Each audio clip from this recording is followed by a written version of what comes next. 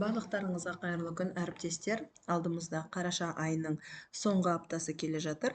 Ол дегеніміз, мына оқу бағдарламасына сәйкес тақырыптарды мына жерден қарап алуыңызға болады. Мысалы, бірінші сынып қараша айының 24-нен басталатын аптада бізде проект бойынша есею кезеңдері, санақ құралын жасаймыз деген проект тұр. Бастауыштың екінші сыныбы бойынша осы аптада не алдыңғы проекттер жасамасаңыз, онда аяқтың анатомиясы моделін оқуға болады, жүргізуге болады. Үшінші сыныпта геоборд, геометриялық сарай деген тақырып. Төртінші сыныпта ваннаға арналған бомбаларды STEM жобалар арқылы жасауыңызға болады. Егер де мына таблицамыз тізім түсініксіз болатын болса, төменге қарай әрқайсыларыңыз жеке кіріп көріңіздер. Бірінші сыныпта қараша айы бойынша бізде 3-4 апталарда немесе 3 аптада 2 проект тұр, ол оқу бағдарламасына сәйкес не есею кезеңдері немесе сынақ құралын жасаймыз дегенді жасауларыңызға болады. Қажетті материалдар осы жерде тұр. Енді бұны қайдан табамын? Бұны сіздер сайттан осы атау арқылы тауып алып, қалай жасалу керек екен сол жерден табасыздар. Бұл енді бағдарлама ретінде сіздерге көрсеткен түріміз. Екінші сыныптар қараша айында сарымен белгіленіп тұр. Аяқтың анатомиялық моделі немесе керемет көпіршіктер деген тақырыпты өткізулеріңізге болады.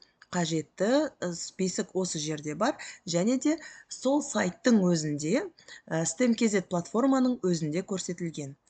Үшінші сыныптар, үшінші аптада геобордта сурет салу немесе геометриялық сарай атты проекті жасай алады.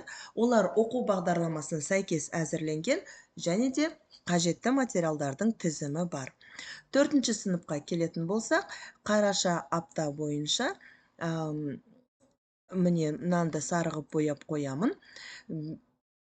Ваннаға арналған бомбалар тақырыбы бойынша сіздер осы проекттарды жасауларыңызға болады.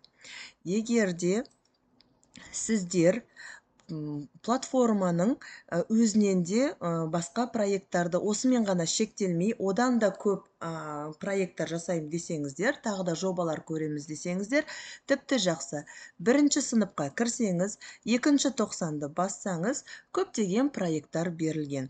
Осылардың әрқайсысын кез келгенін сабақ үстінде математика пәндері, қазақ тілі, дүниетану, жаратылыстану пәндері бойынша шамалы келіп жататын болса тақырыптың мазмұны, онда кез келгенін ашып жұмыс жасай аласыз. Мысалы, санақ құралын жасаймыз деген тақырыпта материалдардың тізімі мына жерде берілген.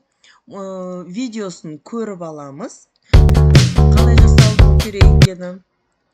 Ары қарай қадам бойынша не керек, осының барлығы бізде берілген.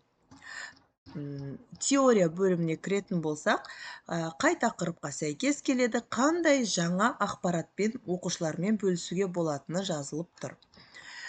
Егер де сіздер екінші немесе төртінші сыныпқа кіретін болсаңыздар, екінші тоқсанда да көптеген 7 проект тұр. Әр 7 жобаның кез келгенінде қолдануыңызға болады. Егер де сабақ үрдісіне байланысты болса, ол келесі аптада ваннаға арналған бомбалар деген тақырыпта, мысалы, заттардың түрлері деген оқу мақсаттарына сәйкес келеді.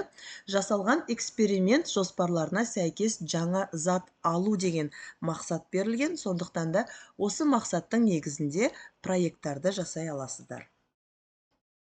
Сұрақтарыңыз болса, төмен қарай жазып кетіңіздер. Көп рахмет.